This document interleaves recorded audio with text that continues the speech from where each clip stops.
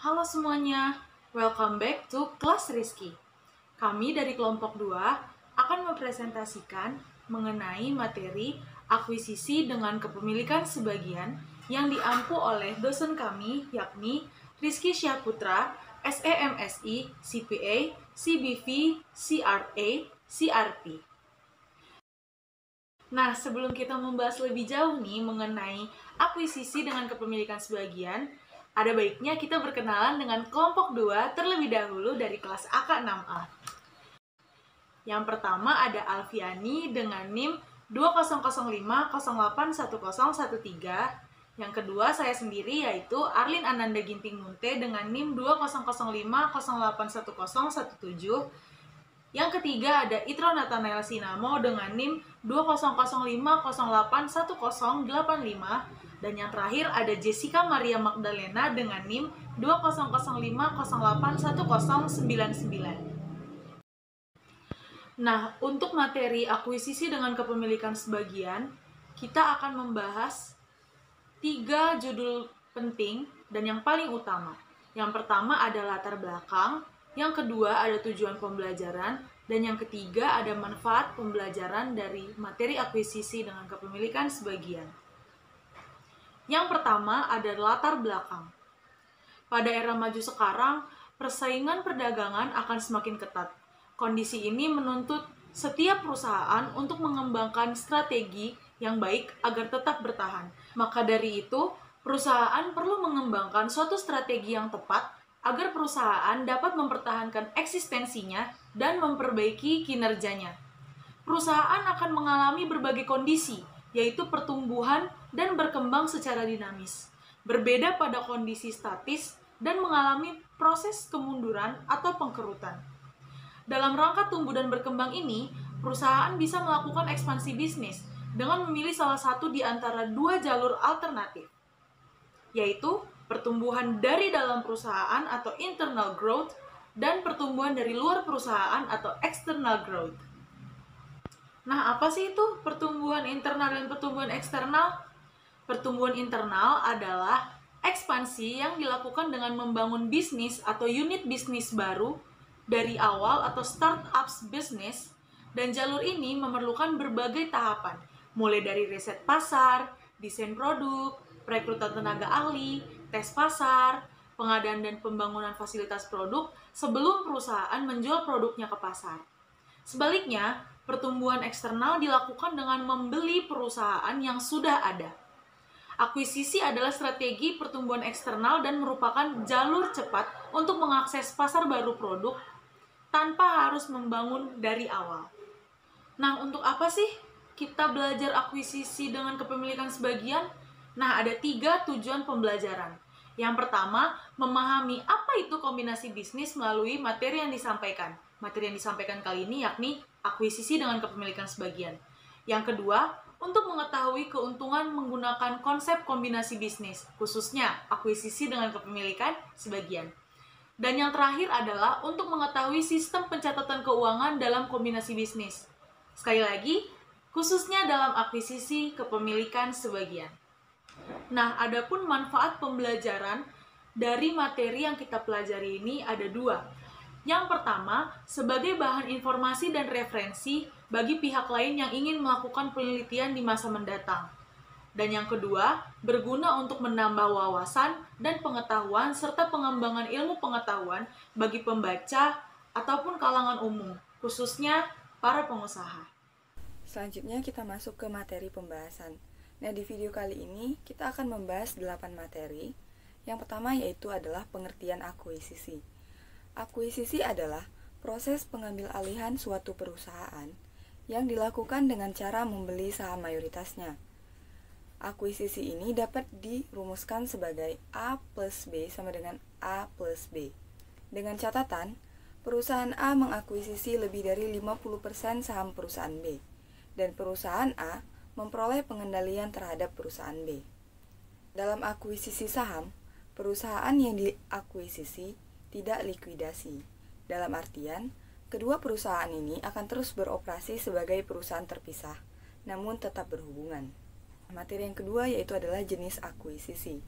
Akuisisi terbagi menjadi 3. Akuisisi horizontal, akuisisi vertikal, dan akuisisi konglomerat. Akuisisi horizontal ialah akuisisi yang dilakukan oleh suatu badan usaha yang masih berkecimpungan dalam bidang bisnis yang sama.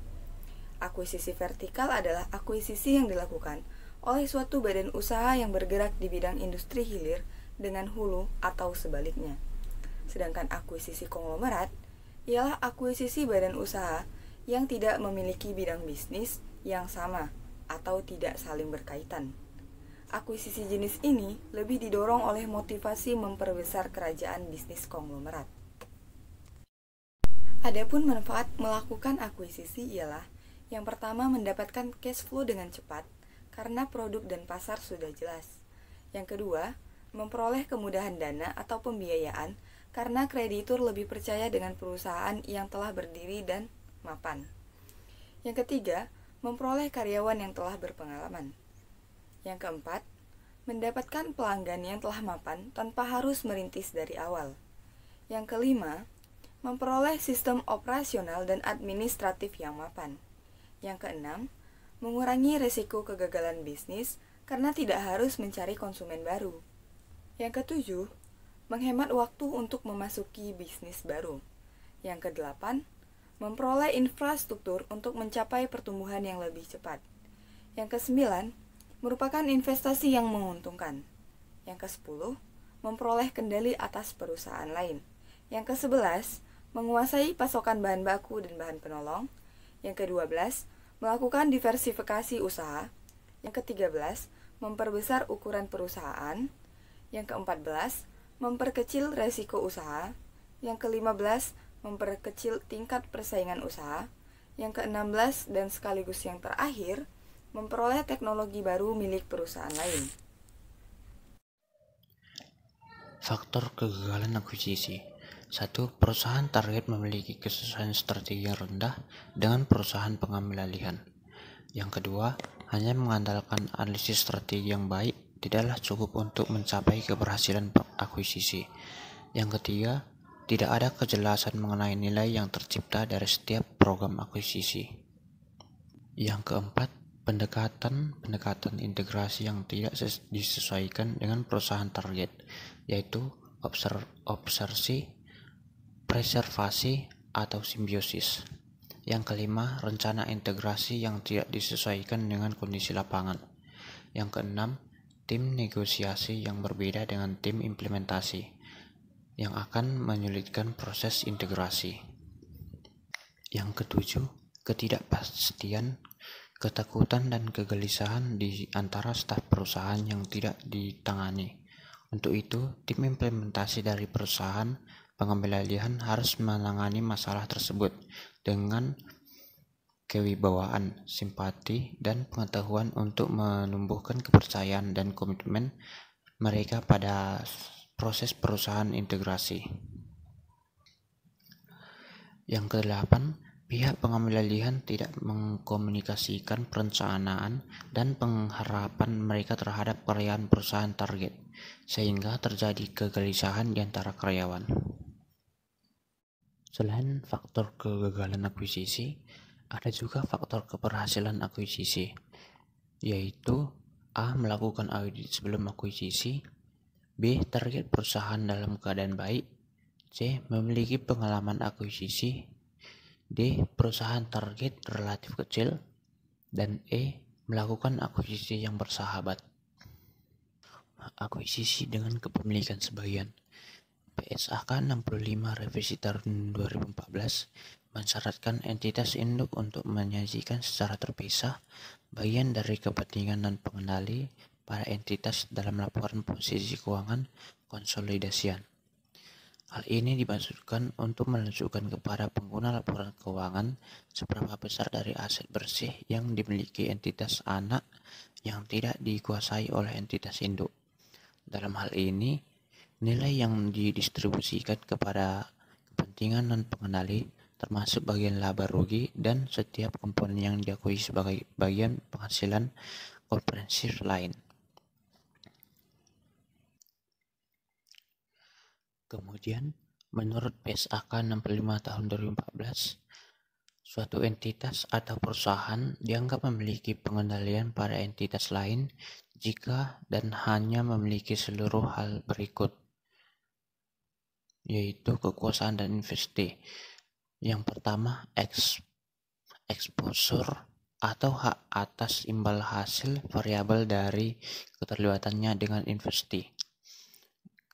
Kemudian yang kedua, kemampuan untuk menggunakan kekuasaannya atas investasi untuk mempengaruhi keputusan. Faktor yang dapat menjadi pertimbangan dalam menentukan apakah suatu entitas atau investor memiliki pengendalian atas entitas lain atau investasi, antara lain: 1. Tujuan dan desain investasi. Yang kedua, aktivitas relevan bagi investasi yakin yang secara signifikan memengaruhi imbal hasil investasi, serta bagaimana keputusan mengenai aktivitas tersebut dibuat. Yang ketiga, kemampuan kini yang dimiliki investor untuk mengarahkan aktivitas secara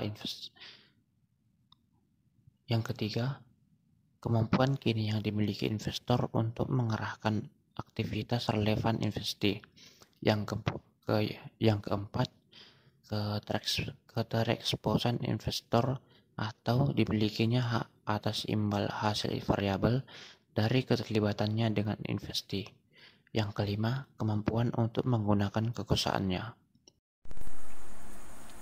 Selanjutnya ada kepentingan non-pengendali. Laporan keuangan menurut PSAK 1 mengalami banyak perubahan, baik dari sisi nama laporan, isi, dan format penyajian. Salah satu yang mengalami perubahan adalah penyajian kepentingan non-pengendali dalam laporan keuangan konsolidasi. Kepentingan non-pengendali adalah pemilik selain induk di anak perusahaan yang dikendalikan oleh induk perusahaan. Kepentingan non-pengendali hanya muncul dalam laporan keuangan konsolidasi, yaitu laporan yang menggabungkan induk dan semua anak perusahaan yang dikendalikan oleh induk. Dalam laporan laba rugi, laba untuk kepentingan minoritas dikurangkan dari total laba untuk mendapatkan laba konsolidasi. Konsekuensi dari penyajian tersebut dalam menghitung pengembalian modal atau return of equity hanya memperhatikan kepentingan pemegang saham induk. Selanjutnya ada penyajian dan pengungkapan. Secara umum, aturan tentang penyajian laporan keuangan adalah bahwa posisi keuangan disajikan dalam neraca, hasil usaha dalam laporan keuangan laba rugi, dan arus kas dalam laporan arus kas. Cara penyajian dijelaskan bahwa untuk neraca disajikan berdasarkan urutan likuiditas, sedangkan dalam laporan laba rugi disajikan secara multiple step, dan arus kas disajikan dengan mengelompokkan dalam 3 kelompok. Yang pertama operasi, pendanaan, dan investasi. Namun ada kalanya standar akuntansi membuat aturan yang berbeda, seperti halnya pada laporan keuangan perusahaan bank dan asuransi. Selanjutnya ada 3 konsep pengungkapan yang umumnya diusulkan, yaitu yang pertama adequate disclosure atau pengungkapan cukup. Konsep yang sering digunakan adalah pengungkapan yang cukup, yaitu pengungkapan minimum yang disyaratkan oleh peraturan yang berlaku, di mana angka-angka yang disajikan dapat diinterpretasikan dengan benar oleh investor. Yang kedua, fair disclosure atau pengungkapan wajar. Pengungkapan yang wajar secara tidak langsung merupakan tujuan etis agar memberikan perlakuan yang sama kepada semua pemakai laporan keuangan dengan menyediakan informasi yang layak terhadap pembaca potensial. Dan yang ketiga ada full disclosure atau pengungkapan penuh, dibagi menjadi 4 poin. Yang pertama, pengungkapan penuh menyangkut kelengkapan penyajian informasi yang diungkapkan secara relevan. Yang kedua, pengungkapan penuh memiliki kesan penyajian informasi secara melimpah sehingga beberapa pihak menganggapnya tidak baik. Yang ketiga, bagi beberapa pihak, pengungkapan secara penuh diartikan sebagai penyajian informasi yang berlebihan dan karena itu tidak bisa disebut layak. Dan yang terakhir, terlalu banyak informasi akan membahayakan. Karena penyajian rinci dan tidak penting justru akan mengaburkan informasi yang signifikan, membuat laporan keuangan sulit ditafsirkan.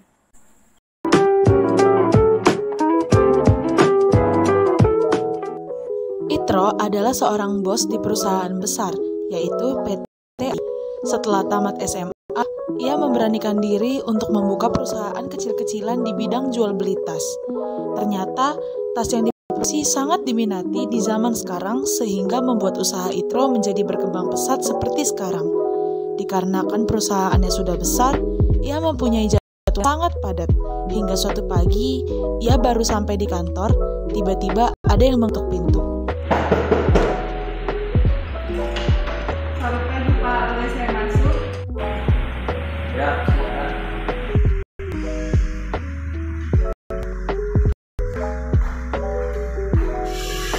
Jadi Pak, jadwal kita hari ini. Hari ini Bapak ada jadwal meeting jam 10 pagi dengan PTA di Cafe Mall Pak. Wah, bukannya meetingnya di perusahaan ya? Maaf Pak, atau kalau kita bosan dan sedang dalam perbaikan. Dikarenakan hujan deras berbarengan hari ini. Oh, gitu ya. Ya udah, nanti kamu ke saya. Pak, Pak.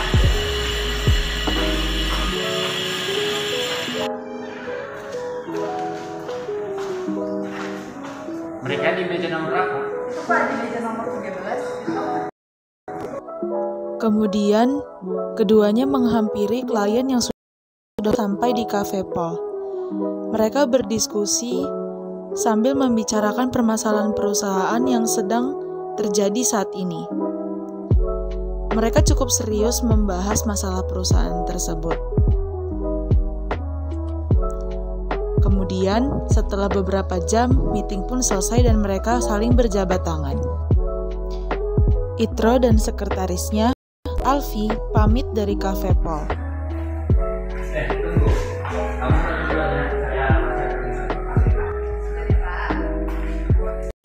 Itro pun pergi ke arah parkiran, tapi dia melihat seseorang yang sepertinya ia kenal.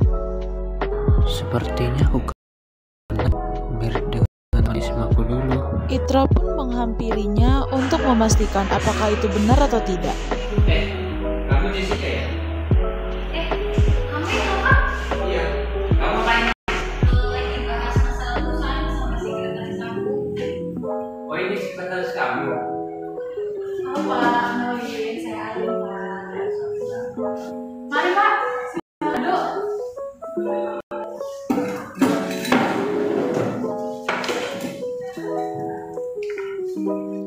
Mereka pun memesan minuman dan nongkrong sebentar, sambil bernostalgia tentang masa SMA mereka. Kasih ya. Kamu sendiri ngapain sih? Tadi aku barusan meeting sama klien. Oh gitu. Ngomong-ngomong, tadi kau bilang ada masalah. Masalah apa ya? Pemegang saham terbesar kami ingin menjual sahamnya, tapi belum menemukan siapa yang ingin membelinya. Emang perusahaan kalian bergerak dalam bidang apa? Perusahaan kami memproduksi dompet. Emang berapa saham yang dimilikinya dan berapa saham yang dijual? Dia mempunyai 75% saham dan dia ingin menjual semuanya. Alasannya ingin menjualnya apa? Kurang tahu jelas apa alasan pemegang saham ingin menjualnya. Bagaimana kalau sahamnya perusahaan yang beli? Serius? Iya, serius. Kenapa kamu ingin membeli?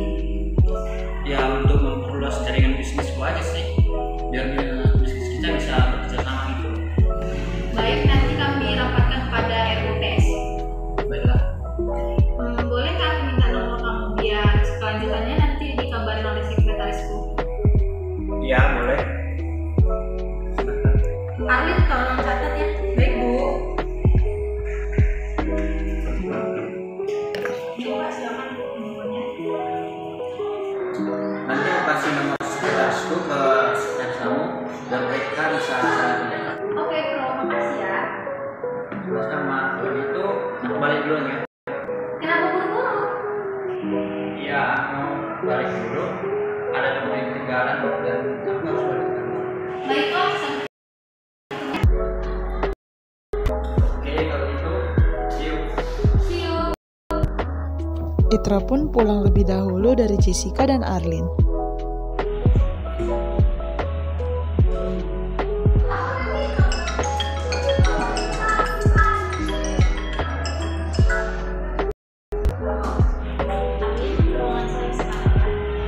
Baik Bu.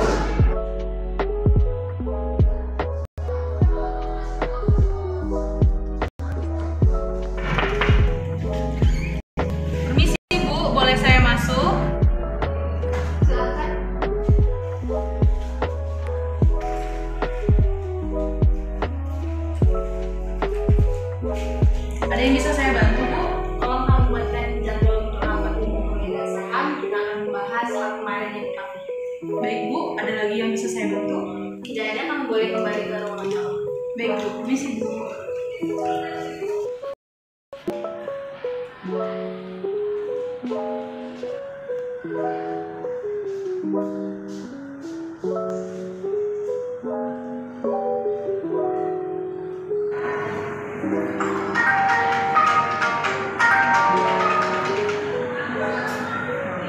Kamu kurang saya sekarang ya. Baik, Pak. Permisi, Pak. Boleh saya masuk? Ya, silakan. Ya, Pak. Ada yang bisa saya bantu?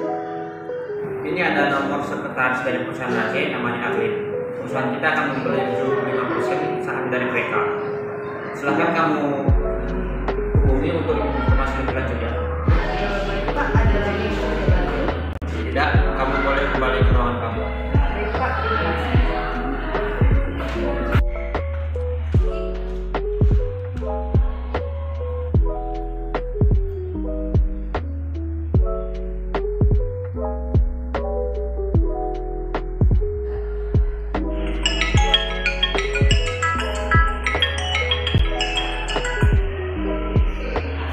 Siang, Mbak. Apa ini lain? Selamat, Mbak. Dengan saya sendiri. Jadi saya bantu. Saya Alfi, sekretaris dari PT AI, ingin menanyakan bagaimana kelanjutan hasil pembicaraan antara bos Anda dengan bos saya. Begini, Mbak Alfi, saya baru saja membuat jadwal umum pemegang saham. Kemungkinan hasilnya keluar setelah rapat dilakukan, Mbak. Setelah hasilnya sudah keluar, saya akan memberitahukan kepada Anda bagaimana selanjutnya. Baiklah, kalau gitu, Mbak. Terima kasih atas waktunya. Sama-sama, Mbak Alfi.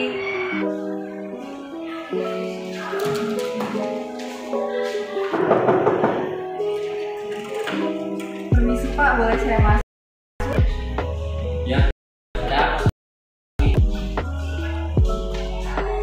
Pak, saya sudah menghubungi sekretaris dari PT AI. Katanya mereka masih akan melakukan LPS, Pak. Setelah hasilnya keluar, sekretarisnya akan menghubungi saya, Pak. Oh iya. Malah kalau gitu, terima kasih ya. Baik, Pak. Permisi, Pak. Permisi, Bu. Boleh saya masuk? Silakan. Saya sudah membuat jadwal RUPS, Bu, dan akan diadakan 1 jam ke depan. Baik, Arlin, nanti kamu ikut sama saya rapat ya. Baik, Bu. Permisi, Bu. Silakan.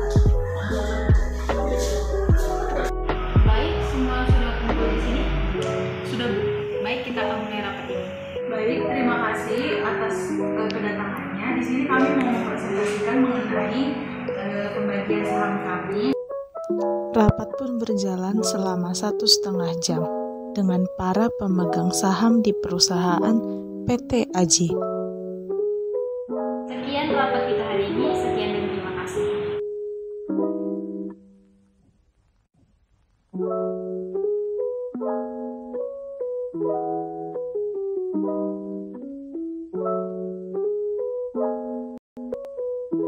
Arlin, tolong hubungi sekretaris PT AI, katakan hasil dari rapat kita pada hari ini. Baik, Bu. Saya izin menghubunginya sekarang ya, Bu. Saya juga izin untuk kembali ke ruangan saya. Silakan.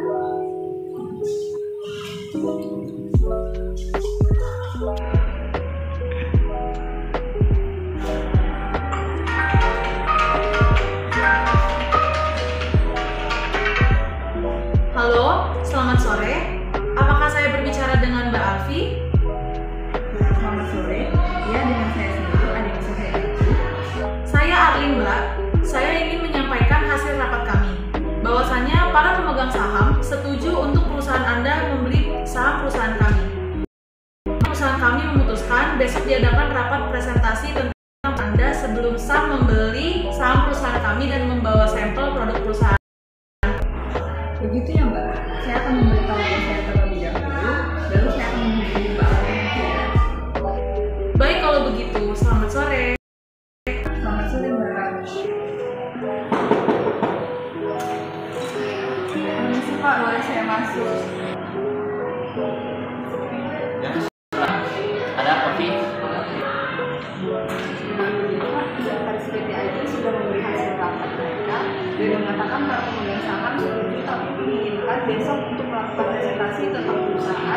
boleh membawa sampel produk perusahaan Pak. Oh, kalau gitu kamu siapkan semua hari ini untuk presentasi besok. Dan kamu ambil satu produk yang terbaik dan yang terbaru ya. Baik Pak, apa ada lagi Pak? Usahakan materi yang kamu buat untuk presentasi yang terbaik. Baik Pak, saya kembali ke meja saya ya Pak. Alfi, tunggu sebentar. Kamu boleh pulang sekarang untuk mempersiapkan materinya. Tapi sudah pulang Pak. Tidak apa-apa, supaya kamu bisa mempersiapkan presentasi di rumah.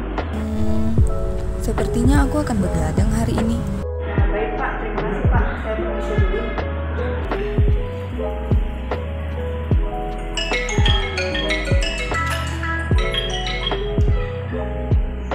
Selamat sore Mbak. Selamat sore Mbak, bagaimana? Baik Mbak, perusahaan kami akan melakukan presentasi dan membawa sampel produknya Mbak. Baiklah kalau begitu. Meeting akan dilaksanakan pada PT AJ sekitar jam 9 pagi. Apakah bisa? Sebentar Mbak, saya cek jadwal Bapak dulu ya Mbak. Baik Mbak. Sepertinya bisa Mbak. Baik kalau begitu. Terima kasih Mbak Alfi, ditunggu kedatangannya. Baik Mbak, selamat sore. Sore Mbak.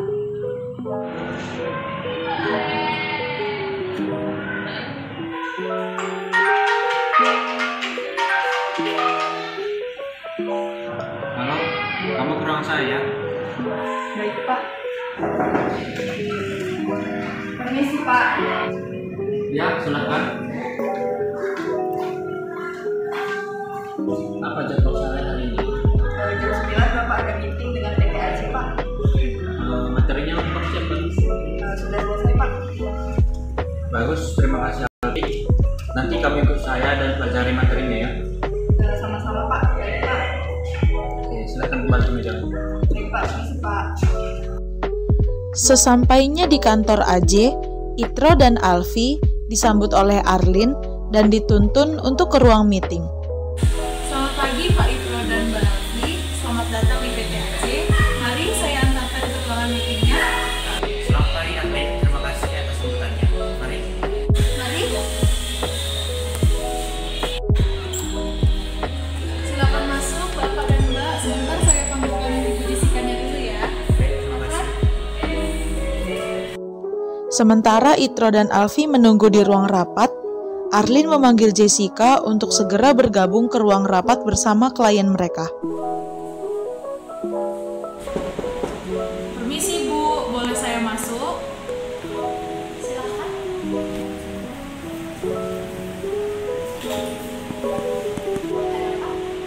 Pak Itro dan sekretarisnya sudah ada di ruang meeting Bu. Oh, sudah datang. Baik, tunggu sebentar ya. Kita ke ruang meetingnya sama.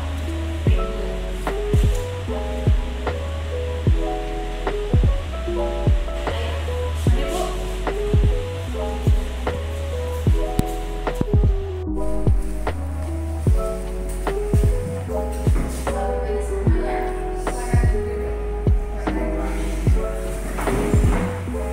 Maaf menunggu ya.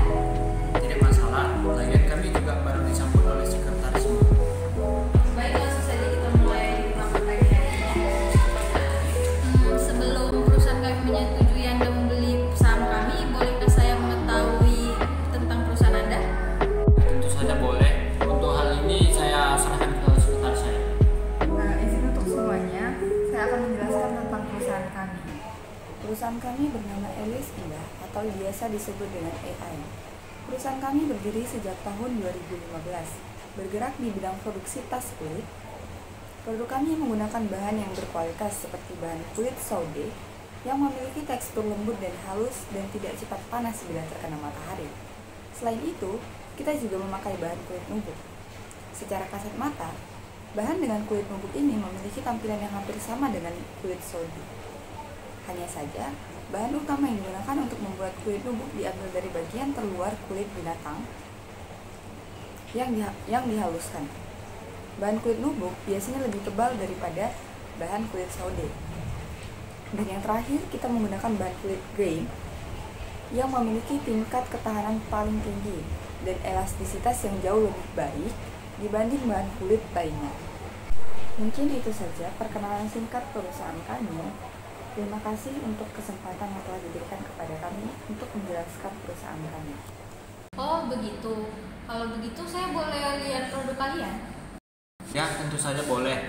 Alfi, tolong tunjukkan kepada mereka. Baik Pak. Ini Bu contoh produk kami.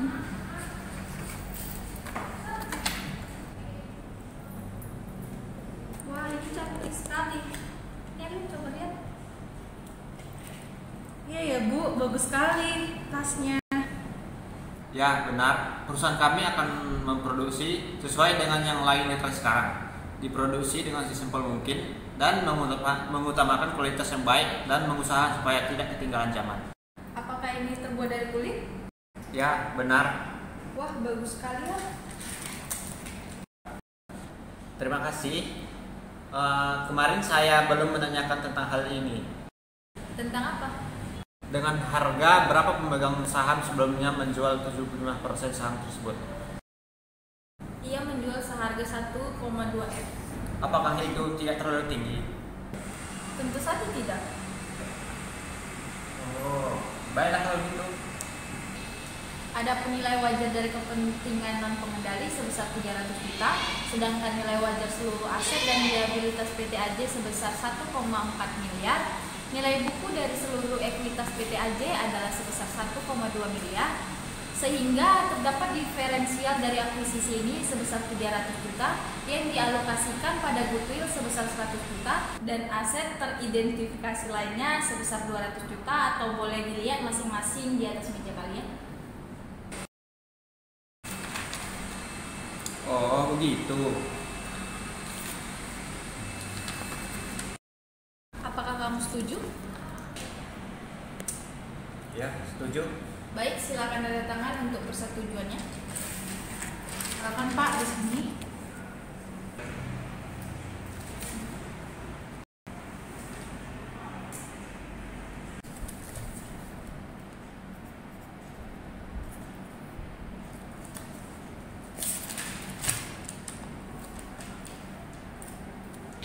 Terima kasih Tro, kita akan bekerja sama sekarang untuk kemajuan perusahaan kita masing-masing.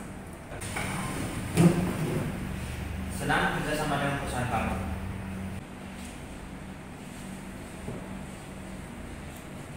Baiklah kalau begitu kami izin pamit dulu ya, karena kami masih ada rapat. Oh baiklah, hati-hati untuk kalian. Terima kasih ya. Permisi Bu, permisi Mbak. Makasih Mbak, makasih Pak.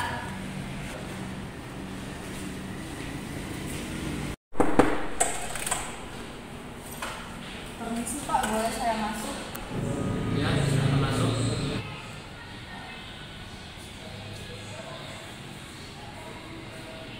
Hari ini Bapak ada meeting jam 10 pagi di perusahaan AJ Pak.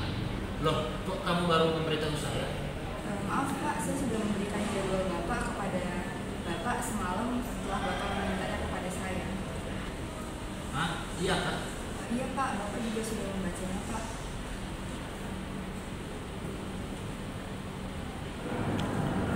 Oh iya, semalam kan aku ketiduran. Oh, baiklah. Kamu nanti ke saya. Baik Pak, permisi ya Pak. Selamat pagi Pak Itro, Mbak Alfi. Selamat pagi Arlene. Selamat pagi Mbak. Mari saya antarkan ke ruang meetingnya. Silakan.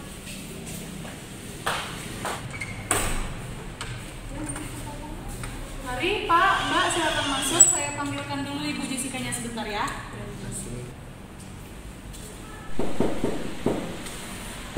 Permisi Bu, boleh saya masuk? Silakan. Izin memberitahu Bu, Pak sudah berada di ruang meeting Bu. Baik, tunggu sebentar. Baik Bu.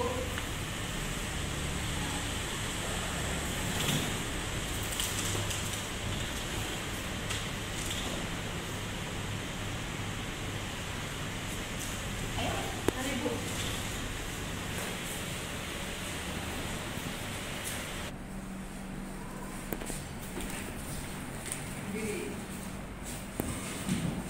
Selamat pagi semuanya. Selamat pagi Jessica. Selamat pagi Bu. Pagi juga semuanya. Sudah lama nggak bertemu. Apa kabar kalian semua? Ya lumayan lama juga sih. Kalau kabar kami baik-baik saja. Kalau kamu? Oh, tentu baik-baik saja. Baiklah, kita akan mulai rapat kita hari ini. Ya, baik. Pagi hari ini kami akan memberikan laporan posisi keuangan konsolidasian. Laporan posisi keuangan konsolidasian setelah terjadinya pengakuisisian beberapa bulan yang lalu. Hal ini akan dijelaskan oleh sekretaris saya, Arlin. Boleh kamu bantu jelaskan? Baik, terima kasih Ibu atas kesempatannya. Di sini saya akan menjelaskan mengenai laporan konsolidasiannya. Seperti yang kita sudah ketahui bersama bahwa PT AI membeli 75% saham dari PT AJ yang seharga 1,2 miliar. Pada saat dilakukan akuisisi, diketahui pula bahwa nilai wajar dari kepentingan non-pengendali adalah sebesar 300 juta. Sedangkan nilai wajar seluruh aset dan liabilitas PT AJ adalah sebesar 1,4 miliar. Nilai buku dari seluruh ekuitas PT AJ adalah sebesar 1,2 miliar juga. Sehingga terdapat diferensial dari akuisisi ini, yaitu sebesar 300 juta. 300 juta itu maksudnya adalah selisihnya, yang dialokasikan pada goodwill sebesar 100 juta dan aset teridentifikasi lainnya sebesar 200 juta. Nah, sebagai gambaran transaksi akuisisi PT AI dan PT AJ ditunjukkan sebagai berikut ini.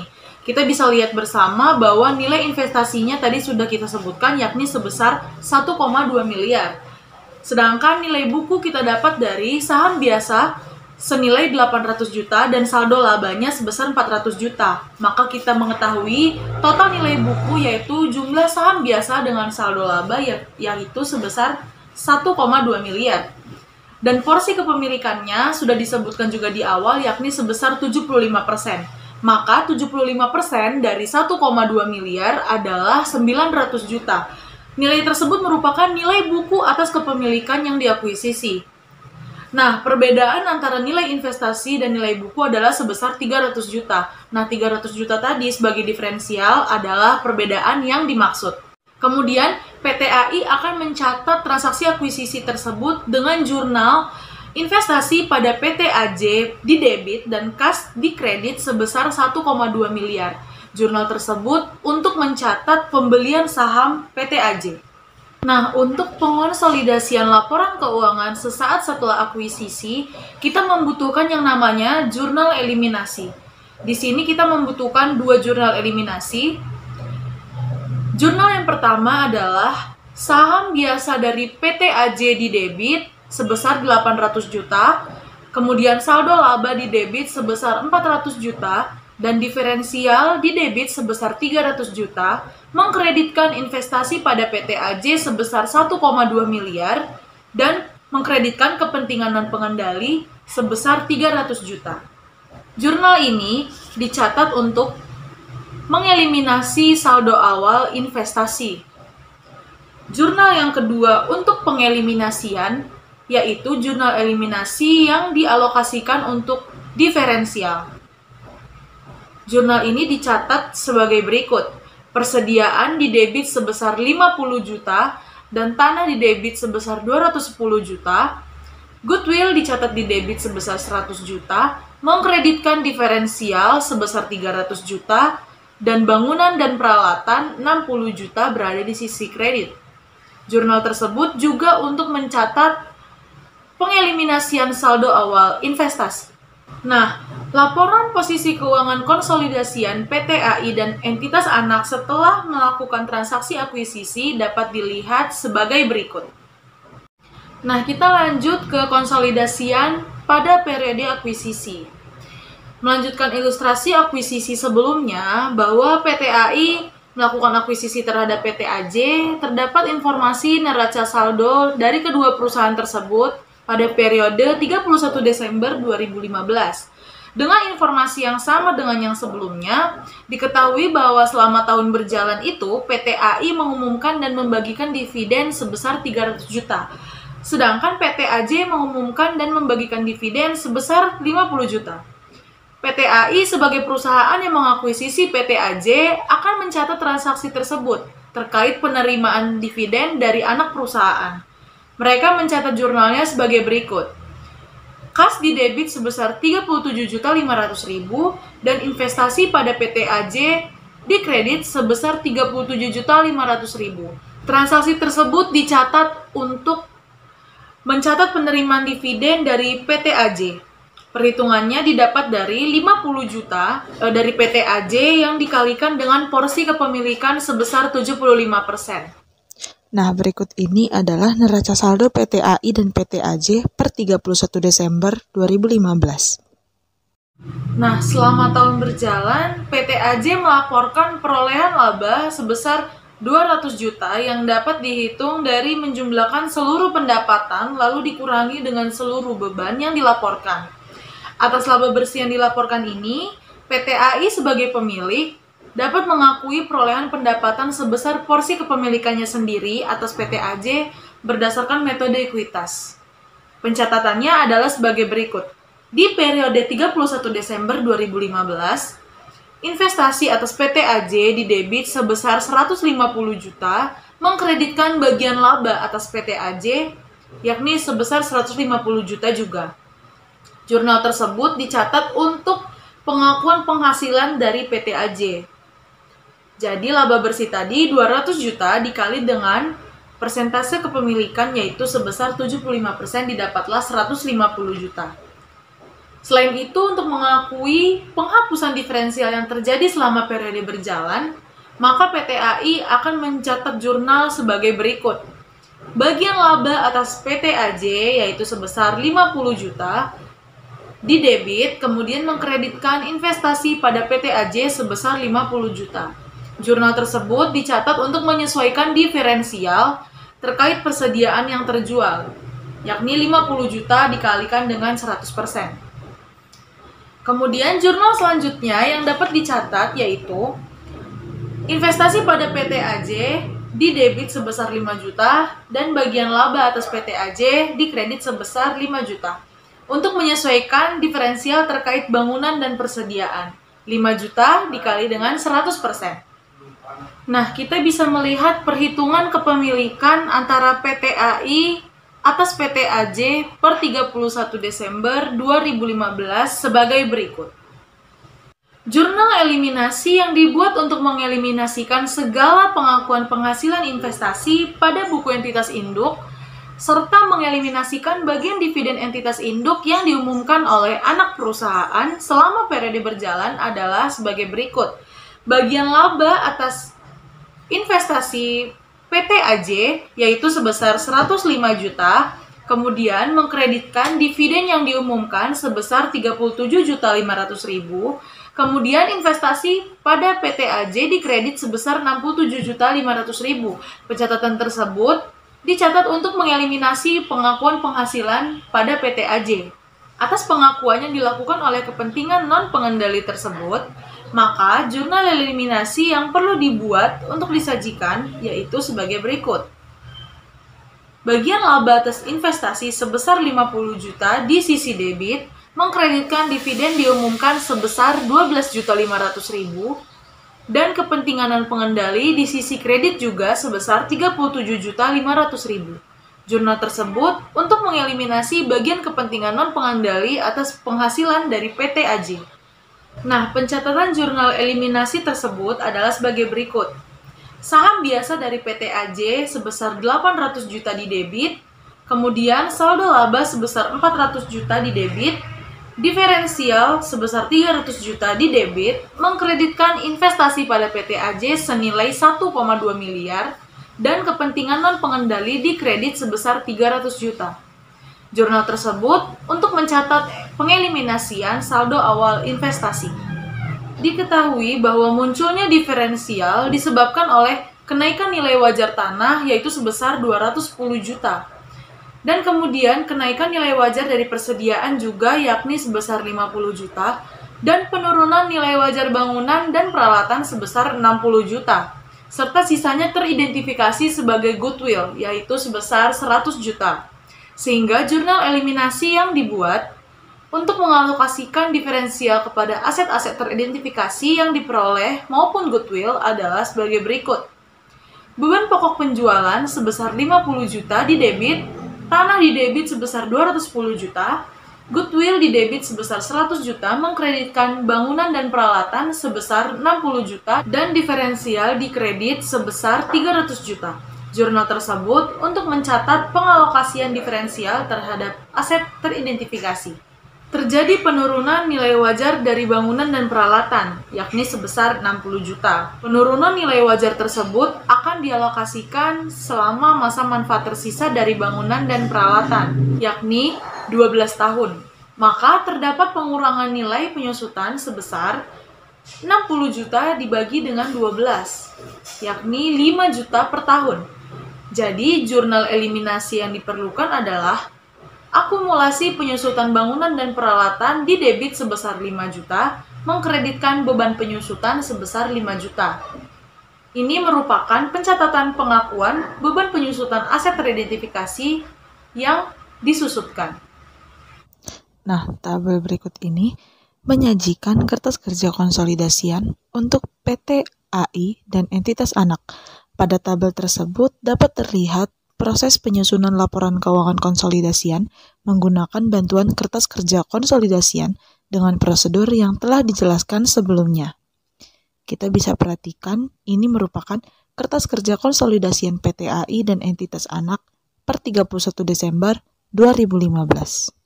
Dapat kita lihat bahwa laba bersih konsolidasian PT AI dan anak perusahaan untuk periode yang berakhir 31 Desember 2015 adalah 705 juta rupiah. Sedangkan saldo laba konsolidasian per tanggal 31 Desember 2015 adalah sebesar 1.905 juta rupiah. Adapun perhitungan laba bersih konsolidasian pada PT AI dan anak perusahaan adalah sebagai berikut.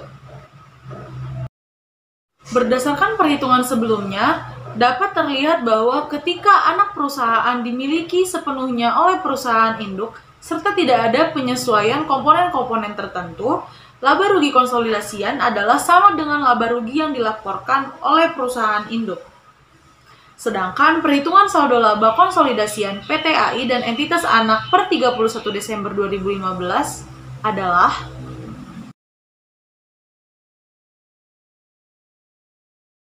dan berikut ini merupakan laporan posisi keuangan konsolidasian PT AI dan entitas anaknya per 31 Desember 2015.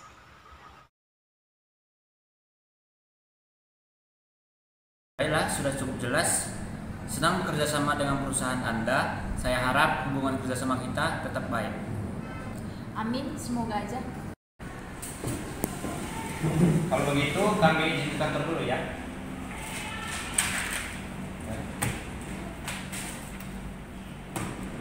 Baik, hati-hati kalian ya.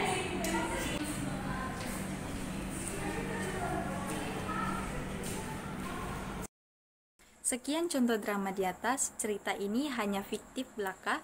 Jika ada kesamaan nama tokoh, tempat kejadian, ataupun cerita, itu adalah kebetulan semata dan tidak ada unsur kesengajaan. Nah, berdasarkan penjelasan sebelumnya, dapat disimpulkan bahwa akuisisi adalah proses pengambil alihan suatu perusahaan yang dilakukan dengan cara membeli saham mayoritasnya. Sangat memungkinkan bahwa entitas induk mengendalikan suatu entitas anak, tetapi tidak menguasai keseluruhan kepemilikan pada entitas anak tersebut. Implikasi dari tidak dimilikinya seluruh kepemilikan entitas anak oleh suatu entitas induk adalah munculnya kepemilikan dari pihak lain yang kemudian disebut sebagai kepentingan non-pengendali atau non-controlling interest. Menurut PSAK 65 tahun 2014, entitas induk disyaratkan untuk menyajikan kepentingan non-pengendali pada ekuitas dalam laporan posisi keuangan konsolidasian secara terpisah dari ekuitas pemilik entitas induk. Sekian video pembelajaran ini kami buat, semoga bermanfaat untuk kita semua. Jika ada yang salah, mohon dimaafkan, dan jika ada yang sayang, mohon diungkapkan. Kami siap menerima kritik dan saran kecuali menerima kenyataan bahwa kita hanya sebatas teman. Terima kasih buat semua yang sudah nonton. See you!